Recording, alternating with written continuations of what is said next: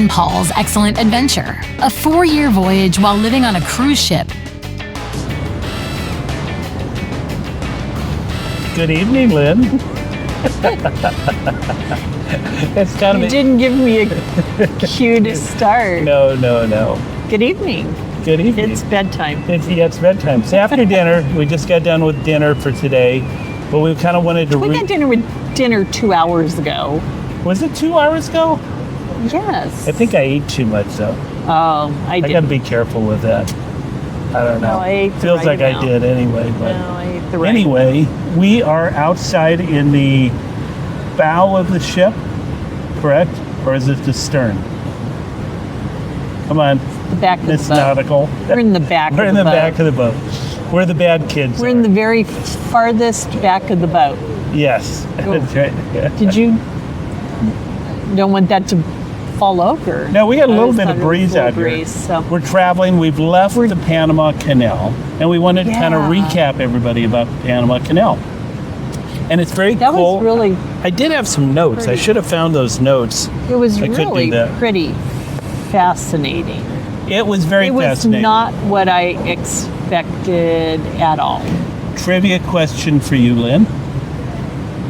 Okay. What two bodies of water does the Panama Canal connect? Atlantic and Pacific. Bah, No? wrong. What two? It's technically the Caribbean Sea and the Pacific Ocean. Oh, the Caribbean Sea. Yeah. Okay. But Caribbean Sea is It's kind part of the Atlantic. Yeah. Okay. But that's technically the way it's Yeah. set. Well, and I have a geography correction. Oh,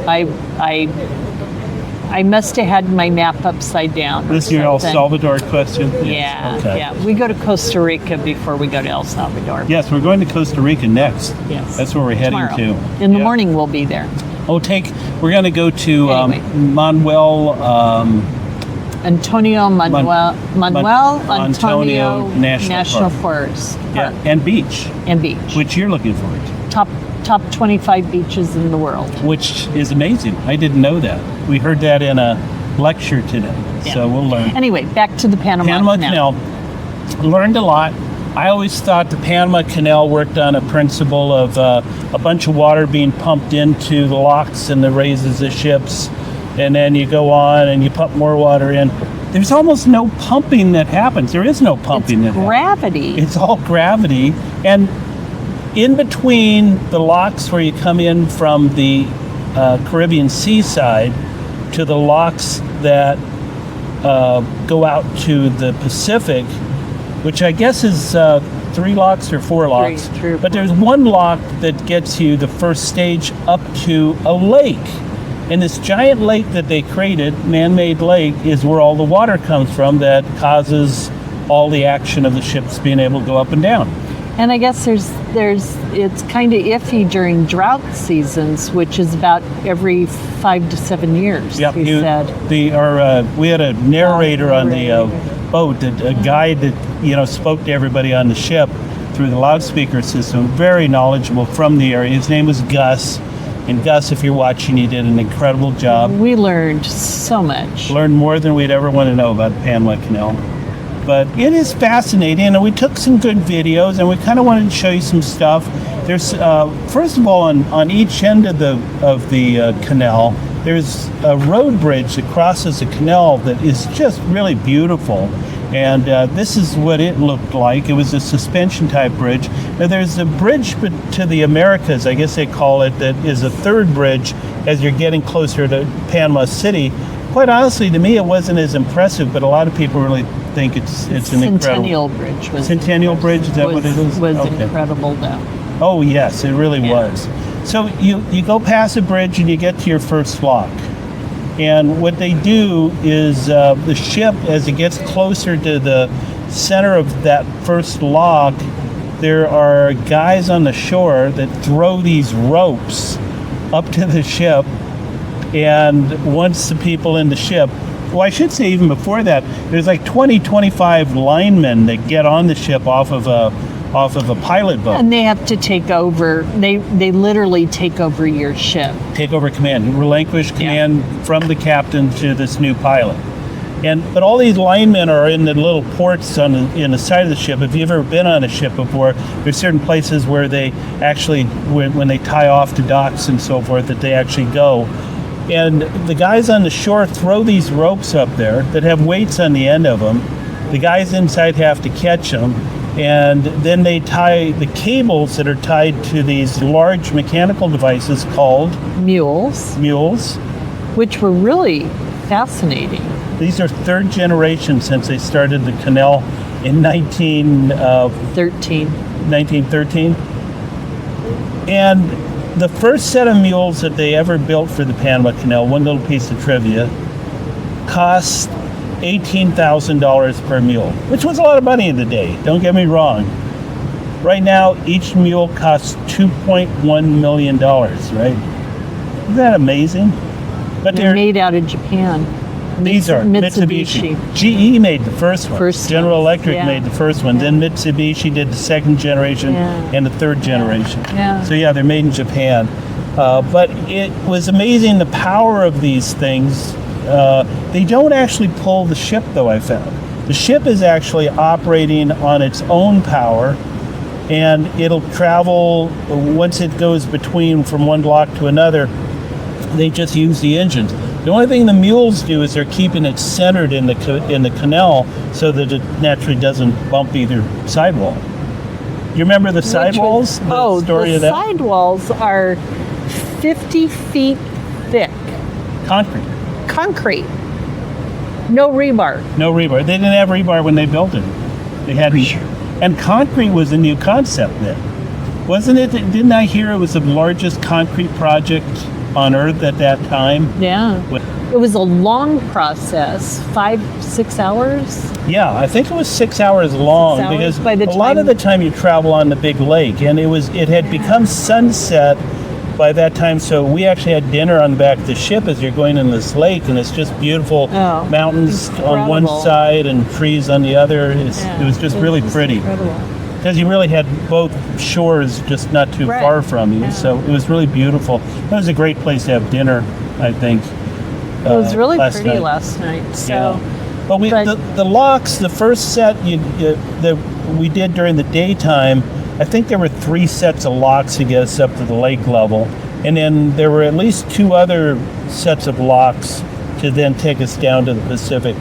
What did he say? It wasn't that much height that you really gained. I want to say it's less than 100 27 feet. 27 to the first lock or each one? I think it was around 65 when you were done. Is that right? Yeah. So it was 20. It was like 27 for the first one, and then 20 whatever, and then whatever. I mean, it was. That's why I said it was just, and you don't really. You see that you're lifting, but you don't feel anything. No. There's no movement. No, it's not like you're rocking or anything like that. It's a very gradual. And what is it, like 18 minutes? Oh, for each one? Less than that. I wouldn't say it's 10 minutes. 10 minutes? Yeah. To raise you. Yeah, or lower. To raise or lower the ship. Yeah. It was and it's mostly gravity. They have electricity for those mules that are guiding it. And they put on a ship our size, they put 3 mules on each side, 2 in the front, 1 in the back. Yeah. But it was quite a coordinated effort. And you did something cool. You did a time lapse. Yeah, I want to show everybody that. Out the front of our window. Yeah. So you guys can kind of see what we see. This is just going through the first set of locks. Yeah. So here's a little time lapse of the way that looked. And it's pretty neat because you can kind of see us moving through. It's only a few seconds long, but it gives you how we actually progressed at each stage as we were being raised up to that lake level. And it is quite an amazing process to see that way. Yeah. But it's fun. What was your favorite part of the whole thing? Of going through the canal. Yeah. Well, I think just that initial getting into I had no idea. Mm-hmm. I had no picture in my head of what this was going to look like. So I think to me it was all encompassing because I didn't know what to expect. No. I was kind of like you. I honestly, I thought when those gates open, you'll see that in pictures and videos. When those gates open, I thought that's the water that actually thought it actually flooded in, right, and raised us. Yeah. But I don't even know where the water comes in. I mean, it's underneath. It's like magic. Yeah. It's like magically happens. I don't know what's under there. No, all they are is allowing water to flow in, and it's all based on this lake. Where's it flowing into? Well, it's flowing into each lot. But how does it know to flow in? Well, they control it with gates. They control it with gates. But not the gates we saw. Yeah, there's the different gates we saw. But it comes in underneath, yes. It's fascinating. It really is amazing. But anyway, so I think that was, I just think that process was really the most interesting part of the whole thing. Is how it works. So. It really was. Yeah. And, it was a case where everybody on the ship seemed to be outside, either in the front or the rear of the ship watching us. There were a number of people on this ship. I'd say half the people on the ship had already done it once before. Right. Because they did this when they were circling, actually the same direction. When they were circling South America in previous segments. So some of them, even though they'd seen it before, still took part in watching all of this happen. And this one was, the only ones we saw during the day were the first set of locks raising up to the lake. When we actually dropped back down to the Pacific level, that was actually at night, but it was really lit up, so it was really something to really see that. We got karaoke going on it's party all night. It's Friday night. Oh, it's party all night. Is that it? That's a thing, huh? Are you going to be in there soon? No. Told the bartender, he asked me if I was gonna, what my favorite karaoke song was, and I said I can't drink enough liquor to sing a karaoke song. I've never sang karaoke. We'll see by the end of this trip in 4 years whether Lynn gets up and does karaoke. We'll see. I'll have to see if that happens. I doubt it. Well, I think really this is going to be kind of a short update for everybody. And a lot of them might be when we show you, when we get to Capos, which is our next stop tomorrow in Costa Rica. And then we go to Punta Arenas for 2 days. And we may just combine all of the Costa Rica trip and show everybody. But we're really hoping to give you some really spectacular looks at some of these locations. That's part of the goal here. So we'll see how that goes. That's exciting. Anything else you need to bring everybody up to speed on? We met some people from Montana today, which, us coming from Wyoming, those are like neighbors. Yeah. So. Yeah. Well, we've already met people from Colorado. Yes, we've met a lot of people from Colorado. So tomorrow night, we're going to get together for kind of a happy hour and just kind of meet all the people from the Rocky Mountain states. Yeah.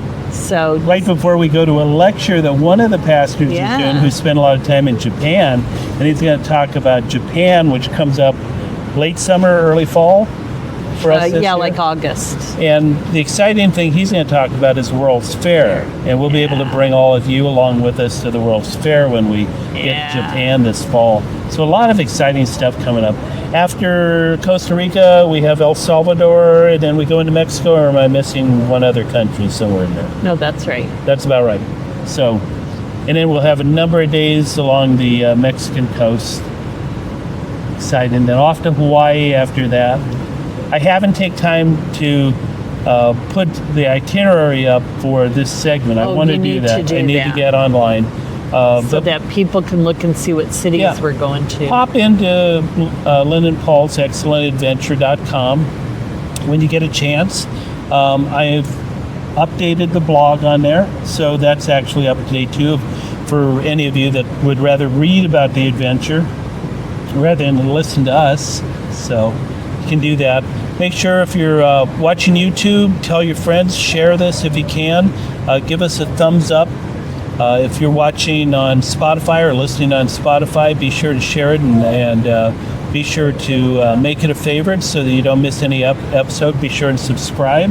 Apple Music, the same way. Be sure to subscribe to the channel, and we'll keep you updated on everything. And hopefully bring you some beautiful scenery. That's part of the plan for this. Tell you a I little think bit we're about, going to see some pretty stuff the next few days. But if you ever get a chance to come to the Panama Canal, a lot of cruise ships do that. Well worth seeing. It's amazing. It was really amazing. And I'm glad you've got all that information to put up for everybody. That's right. So they can learn more too. Learn more about it. Good. Well, thank you all, and we will see you on the next podcast. Should we do some music? Yeah. Okay. I think we should. People like it. Yeah, they like when we do that. Let's get our next musical selection in, and we'll see you all after we do Costa Rica. Yeah.